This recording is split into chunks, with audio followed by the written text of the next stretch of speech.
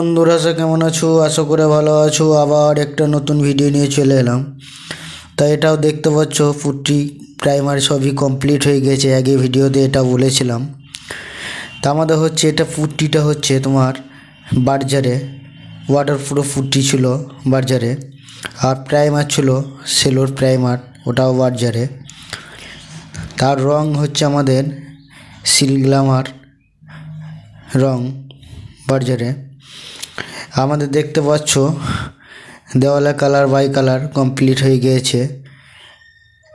দিয়ে আমাদের বর্ডারের কালার কমপ্লিট করা হচ্ছে, মানে কি একবার করে মারা হচ্ছে, তারপরে কমপ্লিট করা হবে।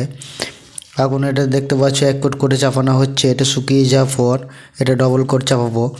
ডবল কোট চাপানোর পর তারপরে ওই দেওয়ালেতে কিছু মাস্কিং টেপ দিয়ে তোমার টিনসিলের ডিজাইন হবে, যেটা পিঙ্ক কালার দেখতে পাচ্ছ ওইটা। তারপরে ভিডিওতেও সেটা দেখতে পাবে, দেখাবো।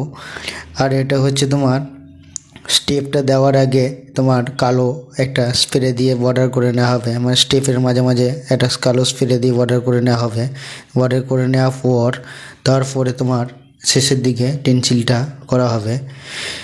আর ভিডিওটা যদি ভালো লাগে লাইক কমেন্ট শেয়ার করবে, আর ভিডিওটা শেষ পর্যন্ত দেখতে থাকবে।